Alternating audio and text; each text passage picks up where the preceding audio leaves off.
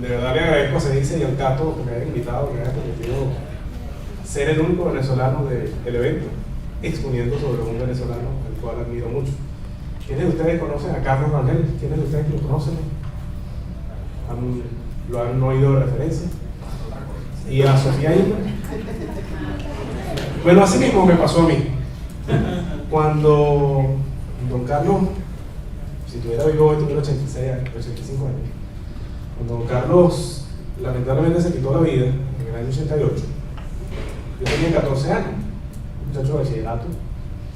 No, para mí él era el esposo de Sofía Inma, no conocía su obra. Hace 8 años exactamente, dice que hace 8 años porque unos amigos liberales que admiramos a Carlos Rangel, esta semana se cumplen 38 años de la primera edición de su libro más famoso, de El salvaje, el revolucionario. Hace 8 años yo descubrí ese libro. Y para mí es de los 2 libros que para mí han sido como una epifanía. Yo decía, ¿qué me están contando? ¿Quién es este hombre que yo no sabía que había escrito esto? Entonces, bueno, la charla creo que sea más contarles mi experiencia de ideas con Carlos. Caraqueño, nació en 1929, cuando iba a cumplir este año 85 años. Estudió en Estados Unidos, en Francia, dominaba el inglés, francés. Fue instructor en la Universidad de Nueva York, fue profesor de la Cátedra de Periodismo de Opinión en la UCB. ¿Quiénes son aquí estudiantes egresados de la UCB? En el año 59 fue primer secretario de Embajada de Bruselas y fue embajador en la República Dominicana cuando Joaquín Balaguer tomó posesión por primera vez después de la dictadura de Trujillo. Por ahí mi amigo Ernesto recordará. En 1969 empezó junto con su esposa, desde el momento Sofía Inma, hasta el momento de su muerte, un programa llamado Buenos Días, primero transmitido por el canal de todos los venezolanos y después finalmente en Venevisión. La Universidad Católica Andrés Bello tiene un centro que ha recopilado todas las entrevistas que hizo Carlos Rangel y Sofía Inma, y hay un sitio en internet donde las pueden por lo menos leer. Están transcritas todas las entrevistas que hicieron Carlos Rangel y Sofía Inma.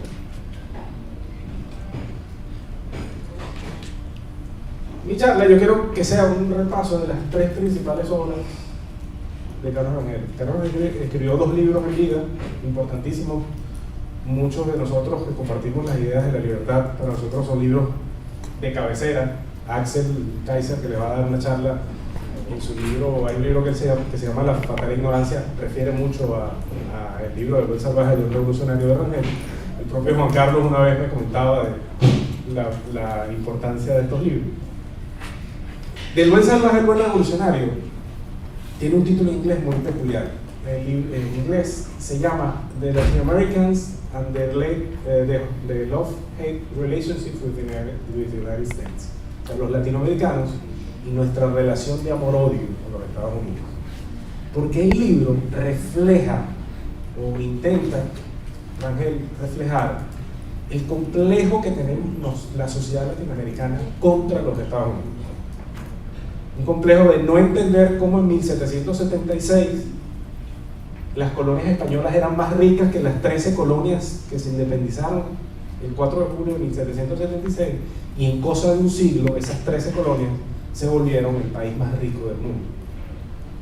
Cosas que escribe Rangel en el libro y que son impactantes saber que en 1776 en Estados Unidos solo habían 3 universidades, mientras que en Latinoamérica habían 15, incluyendo la Universidad Autónoma de Santo Domingo y la UCB.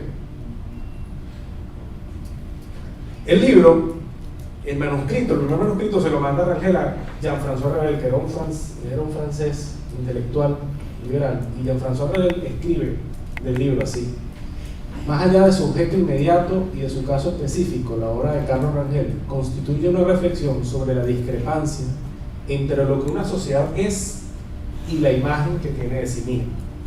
Los latinoamericanos tenemos una imagen distorsionada de nosotros mismos, y sobre todo una imagen distorsionada de ese señor del norte, de esa sociedad del norte. Como es bastante, no quisiera aburrirlos, después de la comida no está un poquito pesada, yo quiero recorrer varias frases, escogí frases del libro para que vean la profundidad y los invito realmente a leer el libro. Sobre todo en estos tiempos en Venezuela, este libro tiene una vigencia genial. El mito del buen salvaje nos concierne personalmente y a la vez nuestro orgullo y vergüenza. Hace poco se celebró el 19 de abril de 1810. ¿Qué se celebra ese día? A ver. La independencia. Pero resulta que el 19 de abril nosotros no queríamos ser independientes, lo que queríamos era sacar a Napoleón y queríamos seguir siendo españoles. Pero después de ahí empezó todo este tema de la independencia, pero la independencia vino por razones hasta a veces absurdas.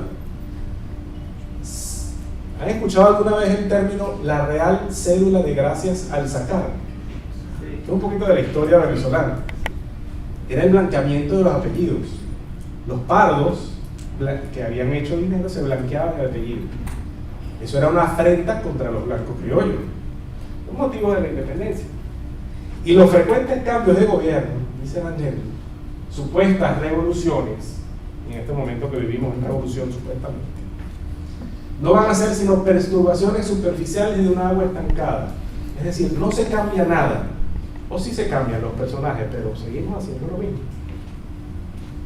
Y cuando a finales del siglo XIX las clases dirigentes empiezan a ver el fracaso de nuestras sociedades, donde se busca la explicación, es que como nos ligamos con el indio que era flojo, con el negro africano que no le gustaba trabajar, somos sociedades flojas que no nos gusta trabajar. Esa fue la explicación de las clases dirigentes y que muchos de nosotros compartimos, ¿o no es así? Y por supuesto, tiene que salir alguien que tiene la culpa. Y en cada área que los latinoamericanos nos sentimos frustrados porque no lo logramos, insatisfechos, ¿a quiénes culpamos? Al tío Sam.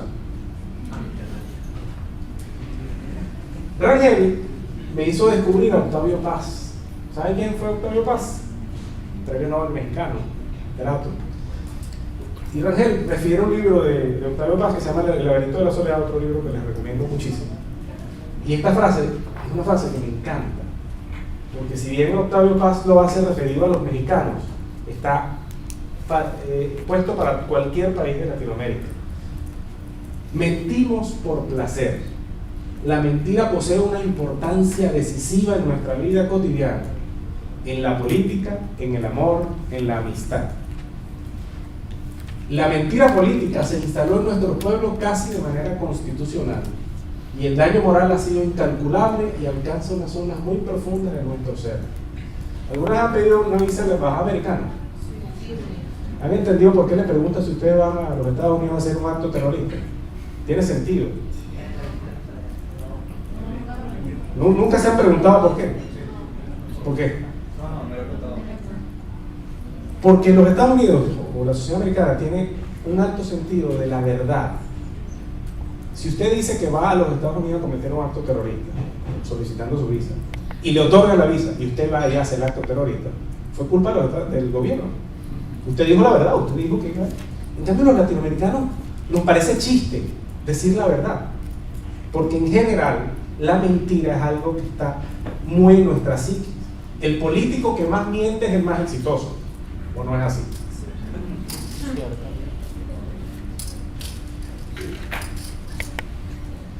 Los latinoamericanos suponemos y sostenemos que tenemos unas cualidades espirituales místicas. Hace poco acaba de morir Gabriel García Márquez, el gran literato del realismo mágico, que nos ponen por encima de ese vulgar éxito material de los Estados Unidos. ¿Cuántas veces lo hemos escuchado? Es que los gringos no tienen cultura. Cultura tenemos en Latinoamérica, que tenemos a García Márquez, a Vargas Llosa, del otro lado. Pero los gringos, ¿qué cultura tienen los gringos? ¿No hemos repetido alguna vez esa frase? ¿O algún profesor nos lo ha dicho en la universidad?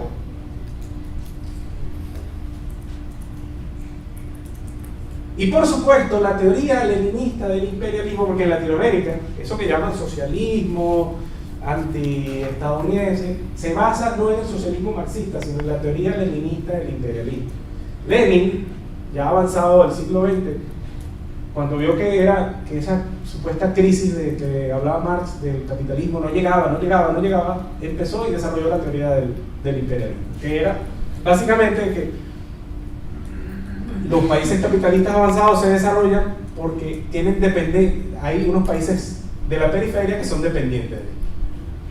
Entonces la teoría leninista del imperialismo ha venido a ofrecer la respuesta coherente a ese sentimiento de inferioridad que tenemos contra los Estados Unidos.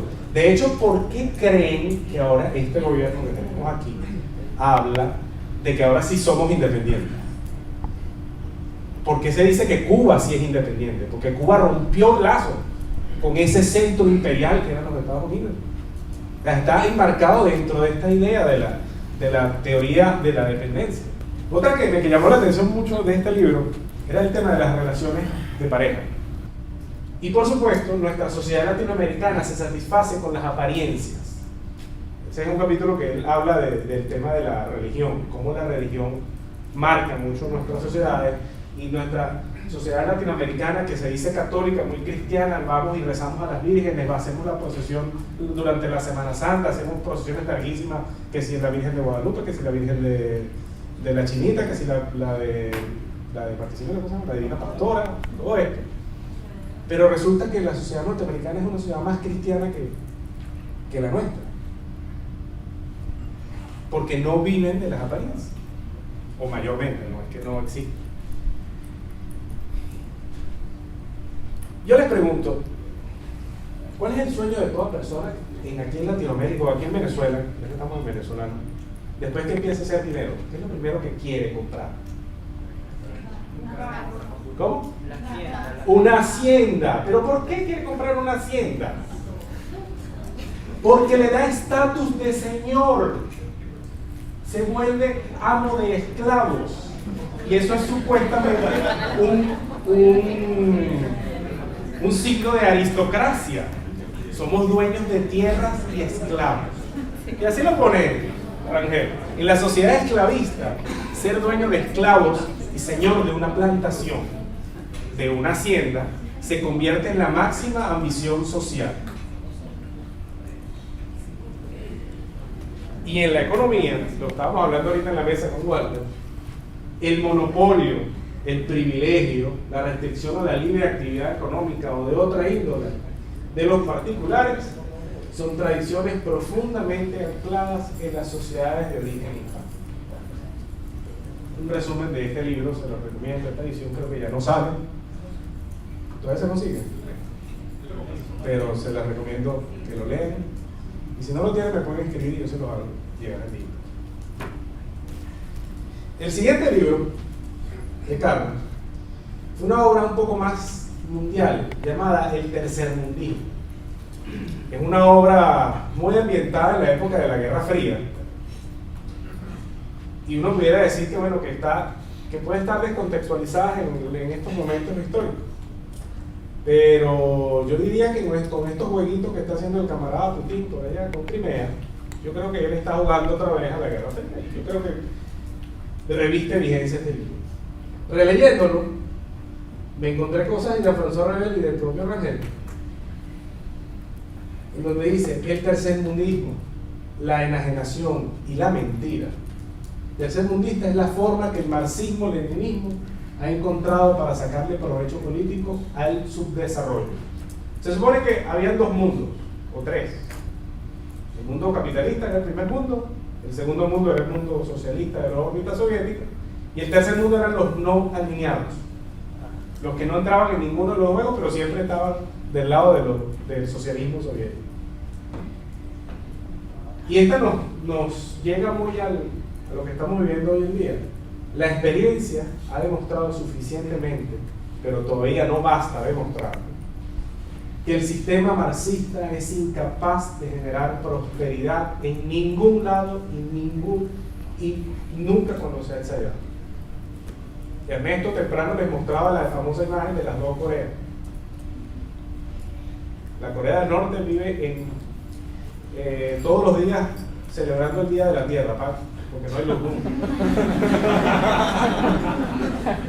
Y mientras el comunismo sea una fuerza y el socialismo una idea respetable, no habrá solución para el problema del subdesarrollo y por lo menos para nuestro país no habrá solución para el problema de la pobreza. Del libro, fascismo, una palabra muy usada en estos tiempos, ¿verdad? Llama a la derecha fascista, ¿verdad? El fascismo tiene el mismo ardor estatista del socialismo marxista y es igualmente antiliberal y por lo tanto anticapitalista. Es imposible que el fascismo es una decisión del socialismo. Rangel en el libro hace una referencia a unos documentos de la Segunda Internacional, cuando expulsan a Mussolini de la Segunda Internacional, en donde Lenin decía que el único hombre capaz de llevar la revolución socialista a Italia era Mussolini, y que estaba llamando equivocados a los socialistas que habían expulsado a Mussolini de la Segunda Internacional. Y donde quiera que estos socialismos, que algunos de estos totalitarismos triunfen, el otro será exterminado. Eso es algo muy común. Donde triunfa el fascismo, el comunismo va a ser exterminado. Y viceversa, donde triunfa el comunismo, los enemigos van a ser el fascismo. Pero es como, yo uso una palabra que es como, ¿han visto Star Wars? ¿Entienden la historia de Star Wars? Okay. Los malos de la película, que eran los Sith, ellos solo podían haber un maestro y un estudiante, nunca podía haber más de dos. Sucede lo mismo con esto. Cuando uno de esos movimientos totalitarios se enquista en el poder, tiene que exterminar a los demás. Porque los demás quieren los mismos objetivos: controlar a la sociedad.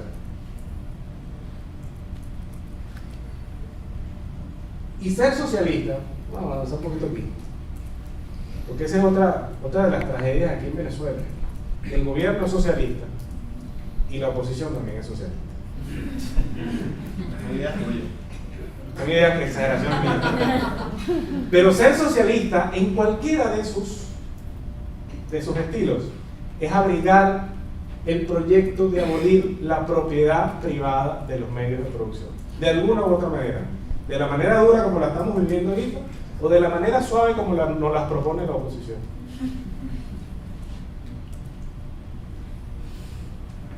No, es aquí, esta me parece clave. En la medida que un ordenamiento jurídico basado en el marxismo tiene vigencia, resulta antinatural y por lo tanto imposible de cumplir. Estas leyes que tenemos hoy en día, es posible cumplirlas al 100%. Son contradictorias y están hechas para que no se cumplan. Y peor aún, como se lo leí una vez a Enran, están hechas para hacernos sentir culpables de que estamos incumpliendo la ley. Y después, cuando reducen el cupo de CADIVI, es que usamos mal el cupo de CADIVI. No lo usamos mal. Usted está haciendo uso de su propiedad. Si usted le da la gana de venderla, la vende. O si la quiere usar, la usa. Pero nos hacen culpables a todos. O no, cuando redujeron ahorita hace poco, en enero, el cupo, el unísono de la sociedad no era, es que los raspacupos echaron a perder el cuento. Eso no fue lo que decía. Y por eso mantiene a los ciudadanos comunes en una situación de culpabilidad permanente. Y por eso, y aquí define Rangel el tercermundismo, consiste esencialmente en la proposición de que tanto el atraso de los países subdesarrollados y el adelanto de los países desarrollados, que no sean socialistas, por supuesto, son debidos a la explotación imperialista, capitalista, y al efecto enervante de la dependencia. Cuando estaba leyendo el libro, encontré dos ideas demasiado impactantes que no las había visto la primera vez que las vi, y esta es una de ellas. Señal inequívoca de la naturaleza del socialismo está en el hecho de la relación entre el monarca socialista, porque el socialista, ese que rige, es un monarca. Bueno, aquí lo llamamos comandante eterno, comandante galáctico, pero esa relación entre el monarca y los gobernados no es institucional, sino es personal. Es una relación de amor en el cual el líder y la masa son una sola. Esos grafitis que había antes, Chávez es el pueblo, o ahora los ojos de Chávez. Debe haber miles, ¿verdad? Debe haber miles de frases. El líder no se equivoca. ¿Ustedes escucharon una vez que el comandante se equivocó? No, el líder no se equivoca. Porque entre sus dotes está interpretar la voluntad del pueblo y el interés del pueblo. La otra idea que no la copié aquí, pero me parece, Rangel critica un poco el capitalismo y dice que el pecado del capitalismo es no ser heroico, no tener héroes, así como en el socialismo que hay héroes, ¿verdad? Los grandes héroes, así sean unos asesinos como el Che Guevara o Fidel Castro. Bueno, en el capitalismo no hay. Y Ayn Rand quiso hacer un poco, Rebelión de Atlas es otro libro que les recomiendo leer, y El Manantial también es otro, en donde ella intenta hacer al empresario heroico. Pero en nuestros países de Latinoamérica, y lo comentamos en la mesa, qué difícil es conseguir un verdadero empresario. Qué difícil es conseguir. Lo que hay son empresarios, como lo llama el profesor Hugo Farías, o ladrones de cuello blanco, como lo llama Alberto Venegas Lynch, cuyo estatus social no les permite meterse en la casa de los vecinos a robarles, sino a través del Estado consiguen las preventas. De ese libro lamentablemente no tengo el original, yo no sé, tengo una copia de la biblioteca, pero igual está en digital, se lo puedo hacer. Y el tercer libro es un libro póstumo que le hicieron a Rangel después de 1968, después que se quita la vida. El libro se llama Marx y los socialismos reales. Cuando en Venezuela todavía había cierta tolerancia, ese ensayo sumamente penetrante fue usado como prólogo a la edición del Manifiesto Comunista editado por Monte Ávila Editores, lo que ahora es El Perro y la Rana. En el libro, aparte de ese ensayo, hay otros ensayos periodísticos que hizo, varios discursos que editó en el IESA, en la Cámara de Ejecutivos. Pero solo les traigo dos ideas del primer ensayo. Alguien ha comparado a Marx con un astrónomo que, habiendo previsto un eclipse de luna, emprende la organización de un partido político para acelerar el eclipse de luna. Eso fue lo que proponía Marx en el Manifiesto Comunista. Y con la abolición del dominio de lo privado, es decir, con acabar con la propiedad privada, la lucha por el poder político se convierte en el único mecanismo de competencia entre los individuos aptos y ambiciosos.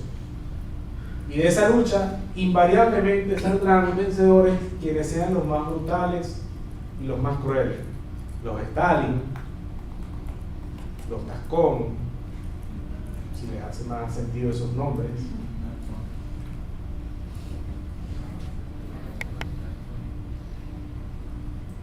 Finalmente, como yo no soy la estrella del asunto, la estrella es Carlos Rangel. Yo no sé si ustedes han visto este video, pero quiero pasarse. El video dura 10 minutitos. Una charla del propio Carlos Rangel. Y después de que terminemos, ustedes me dirán si esa charla todavía pareciera que lo hubiese dictado ayer y no hace ya casi 30 años.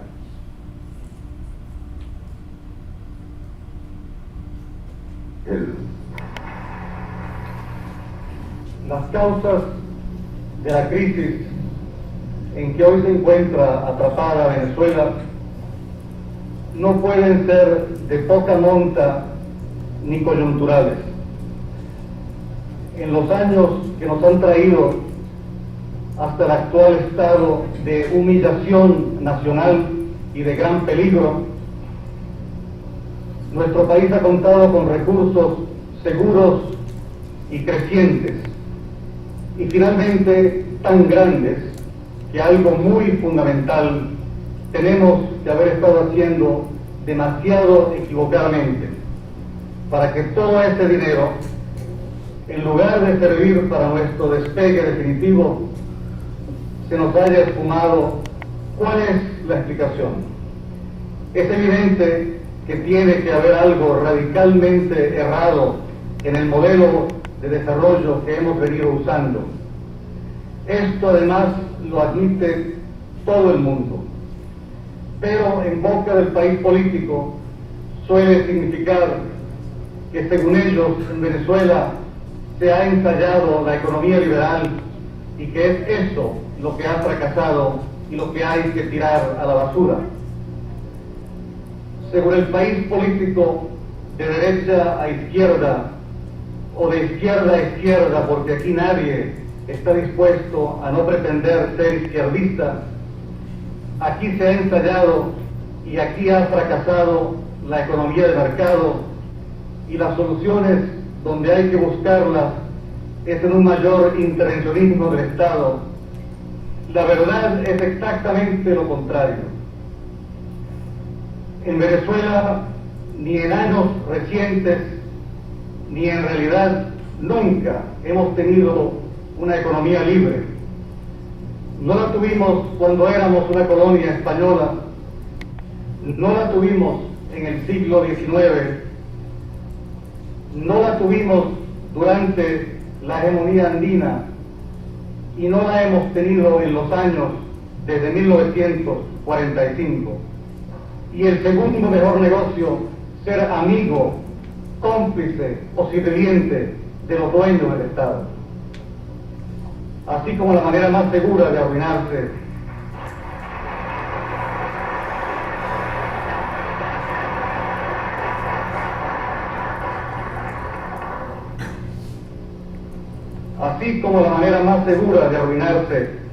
ha sido tradicionalmente ser enemigo del gobierno.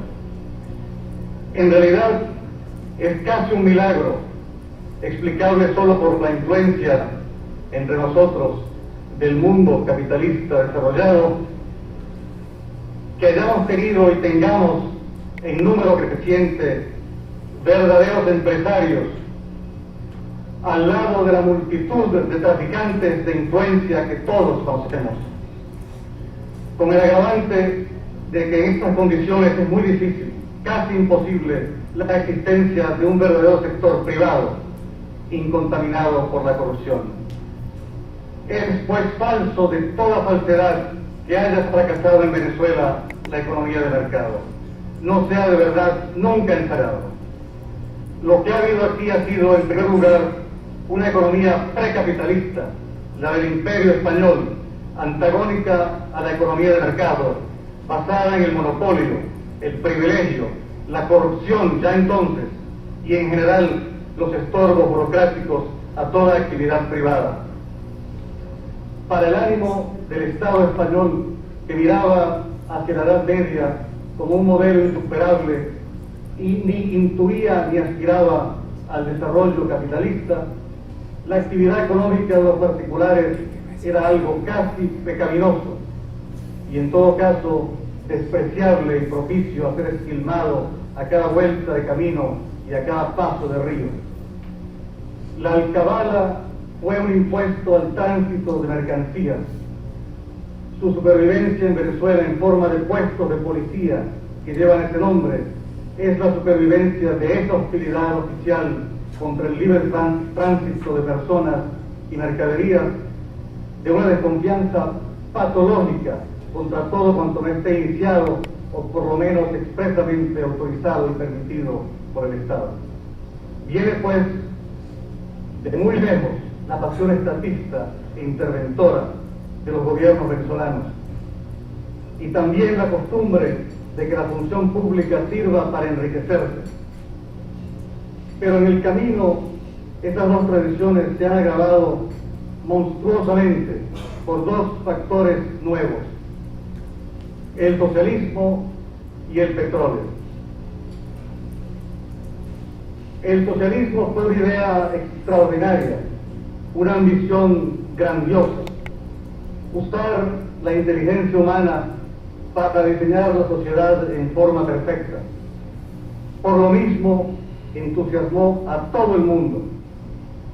Pero hoy el socialismo está en total bancarrota en todas partes, en bancarrota económica en los países donde existe el socialismo a medias, y más todavía, naturalmente, donde aflige a la sociedad la variedad de socialismo perfecto conocida como comunismo, y además en bancarrota intelectual y política. Mantiene el socialismo una inercia expansiva porque se ha convertido en religión de Estado y en ideología propagandística de un gran imperio, y porque sirve de apoyo teórico al resentimiento anticapitalista del tercer mundo.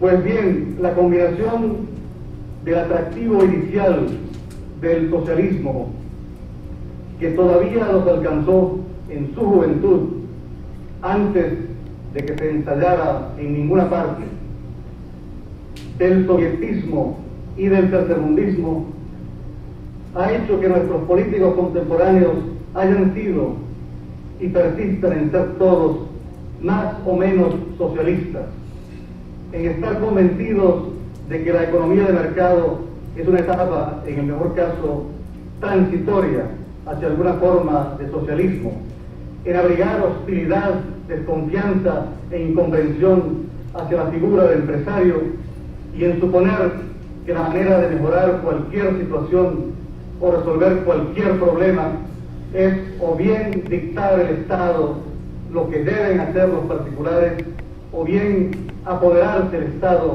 directamente de esa área y de cada vez más áreas de la acción humana.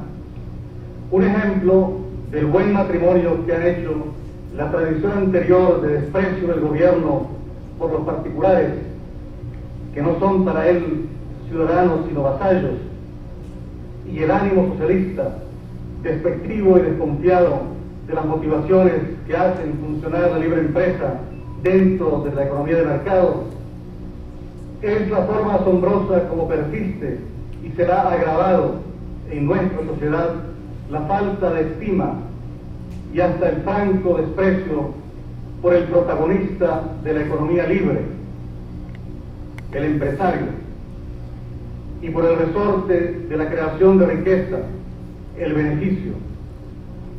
Mientras que no solo no hay sanción, sino ni siquiera reprobación social significativa contra los especuladores, ni paradójicamente parece chocar la riqueza en sí misma con tal que no sea el resultado de actividades productivas. El beneficio de los productores aparece como un escándalo y se habla constantemente de beneficios excesivos, sin jamás tener en cuenta que también hay pérdidas, ni comprender que unos y otras, beneficios y pérdidas, son la brújula de la economía de mercado.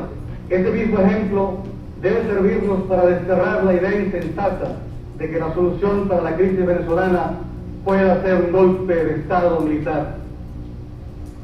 En Venezuela no hemos conocido dictaduras comparables a las que en años recientes ha sufrido el Cono Sur, y desde luego tampoco comparables a la que aflige a Cuba y a la que se está desarrollando en Nicaragua.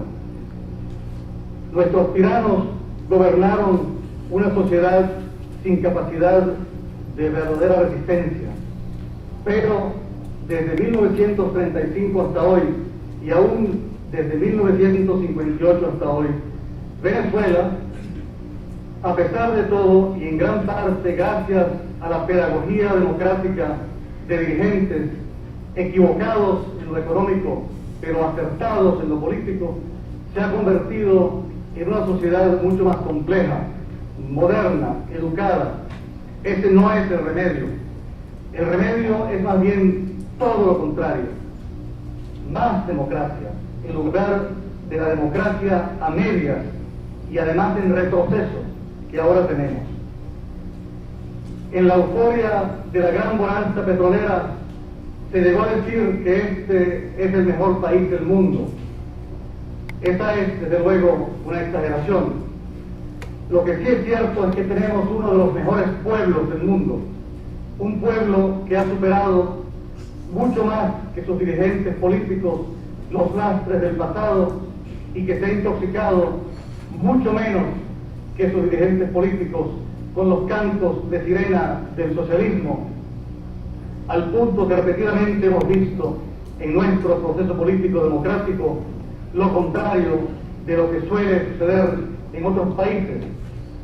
Es por eso que cada uno de nosotros debe actuar intensamente en este momento, cuando por efecto de la crisis hay alguna sensibilidad en los partidos democráticos hacia el reconocimiento de que el mal esencial es la hipertrofia del Estado, para predicar esa verdad en todas partes, en todo instante, con todas nuestras fuerzas. No parece que hubiese sido hace 31 años, fue en el año 83. El discurso completo está en el libro Marx y los socialismos reales. Parece que lo hubiese dictado ayer, sobre todo la frase, el actual momento de humillación nacional. Bueno, hasta aquí, señores. Espero que este pequeño briefing de pensamiento de Carlos Rangel los motive a estudiar su obra. Venezolano excepcional, que lamentablemente murió bastante joven, quizás para no ver lo que estamos padeciendo. Muchas gracias.